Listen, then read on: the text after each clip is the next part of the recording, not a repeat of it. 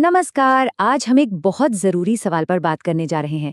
एक ऐसा सवाल जो कहीं ना कहीं हम सबको परेशान करता है कि रिटायरमेंट के लिए सही प्लान आखिर है क्या। अब ये सवाल शायद थोड़ा अजीब लगे, है ना? क्योंकि बचपन से तो हम यही सुनते आए हैं कि रिटायरमेंट का पैसा वही उसे तो एकदम सेफ जगह पर रखो। लेकिन जरा सोचिए, क्या हो अगर वही सबसे सुरक्षित मानी जाने वाली योजना ही आपके भविष्य के लिए सबसे बड़ा रिस्क बन जाए। चलिए आज इसी धारणा को थोड़ा कुरेदते हैं। देखिए, दशकों से ना रिटायरमेंट को लेकर एक खास तरह की पारंपरिक सोच चली आ रही है।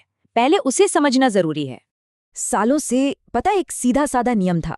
रिटायर हो गए तो अपना पैसा फिक्स्ड इनकम वाली सेफ जगहों पर लगा दो, मतलब फिक्स्ड डिपॉजिट्स या सरकारी स्कीम्स में, जहां से एक तय ब्याज आता रहे। और सुनने में तो ये एकदम सही और सेफ लगता है ना?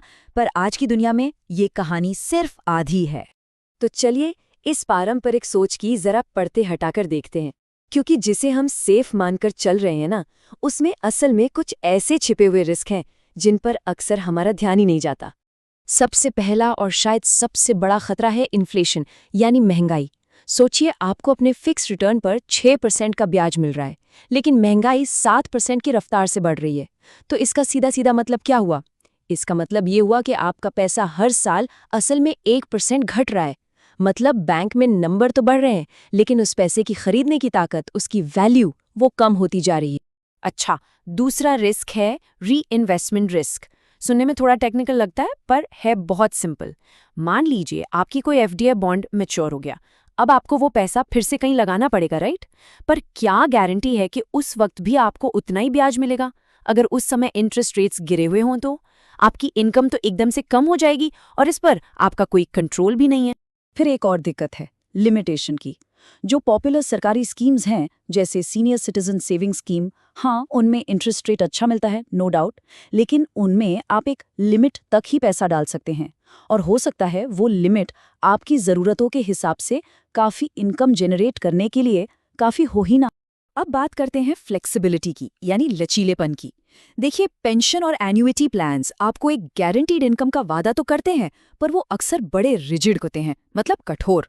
भगवान न करे अगर अचानक कोई बड़ी मेडिकल इमरजेंसी आ गई या कोई और ज़रूरत आन पड़ी, तो आप उन पैसों को आसानी से निकाल नहीं सकते।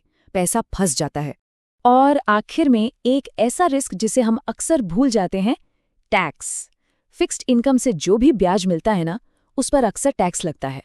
तो जो रिटर्न आपको दिख रहा है हाथ में, उससे भी कम आता है। और अगर आप हायर टैक्स ब्रैकेट में हैं, तब तो आपकी असल कमाई और भी घट जाती है। तो अगर फिक्स्ड इनकम में इतने सारे छुपे हुए रिस्क हैं, तो फिर उपाय क्या है? यहीं पर एंट्री होती है इक्विटी की।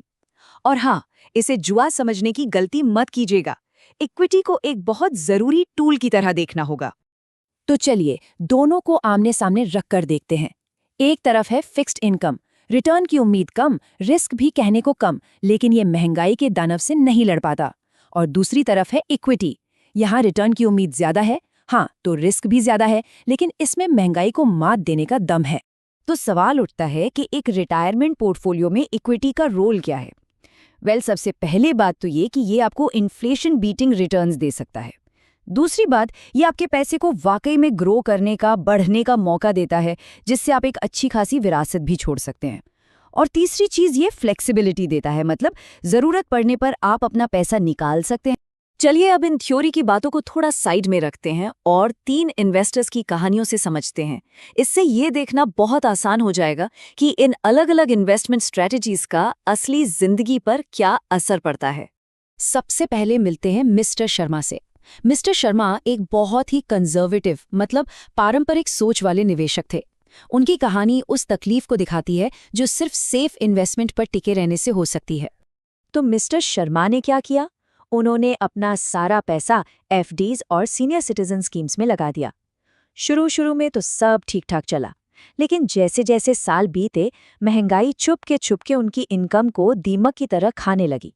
नतीजा, उन्हें अपने लाइफस्टाइल के साथ कॉम्प्रोमाइज करना पड़ा। अब आते हैं मिस्टर वर्मा पर। इनकी कहानी बिल्कुल अलग है। उनके अनुभव में आपको एक अलग ही तरह की आज़ादी और खुशी महसूस होगी। मिस्टर वर्मा ने थोड़ी समझदारी दिखाई। उन्होंने अपने पोर्टफोलियो का एक हिस्सा इक्विटी म्यूचुअल फंड्स में भी डाला। बस इस एक छोटे से कदम ने न सिर्फ उन्हें महंगाई की मार से बचाया, बल्कि उन्हें अपने छोटे बड़े सपने पूरे करने और अपने परिवार की मदद करने की फाइनेंशियल फ्रीडम भी दी। और आखिर में हमारे आइडियल इन्वेस्टर मिस्टर अय्यर, इनकी कहानी हम सबके लिए एक मिसाल है और उनकी बात सिर्फ पैसे की नहीं है बल्कि एक पूरी सम्मानजनक जिंदगी जीने की है। मिस्टर अय्यर ने सारे अंडे एक ही टोकरी में नहीं रखे। उन्होंने इक्विटी, बॉन्ड्स और एनसीडीज का एक बैलेंस्ड मिक्स बनाया। इस स्ट्रैटेजी ने उन्हें रिस्क को मैनेज करते हुए बढ़िया रिटर्न्स दिए, जिससे उनका रिटायरमेंट एकदम सिक्योर और आरामदायक रहा। तो इन तीनों कहानियों से हमें क्या सीखने को मिलता है? सबक बहुत साफ है। बात किसी एक को चुनने की नहीं है, बात है सही बैलेंस बनाने की। एक बैलेंस्ड पोर्टफोलियो का मतलब है डाइवर्सिफिकेशन, यानी अपने इन्वेस्टमेंट को सिर्फ एक दो जगहों पर नहीं बल्कि अलग अलग एसेट क्लासेस में फैलाना। थोड़ा इक्विटी में, थोड़ा फिक्स्ड इनकम में, थोड़ा रियल एस्टेट, थोड़ा सोना। ऐसा करने से आपका रिस्क बढ़ जाता है और बेहतर रिटर्न की संभावना बढ़ जाती है। पूरी बातचीत का जो सार है ना, वो यही है। फिक्स्ड इनकम आपको स्टेबिलिटी देता है, एक तरह का सेफ्टी नेट। इक्विटी आपके पैसे को ग्रो करने की पावर देता है और एक डाइवर्सिफाइड पोर्टफोलियो इन दोनों के बीच वो परफेक्ट बैलेंस बनाता है। असली जादू इसी बैलेंस में है। हाँ, ये सब सुनने में थोड़ा कॉम्प्लिकेटेड लग सकता है और यहीं पर एक फाइनेंशियल एडवाइजर का रोल बहुत ज़रूरी हो जाता है। एक अच्छा एडवाइजर आपकी सिचुएशन, आपके गोल्स को समझकर आपके लिए एक पर्सनल प्लान तैयार कर सकता है और इस पूरे सफ़र में आपको गाइड कर सकता है। तो आखिर में ये सवाल मैं सबके लिए छोड़ रहा हूँ।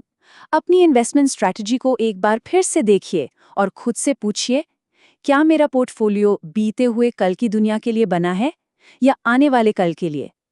इस सवाल का जवाब ढूंढना शायद आपके फाइनेंशियल फ्यूचर के लिए सबसे ज़रूरी कदम हो सकता है।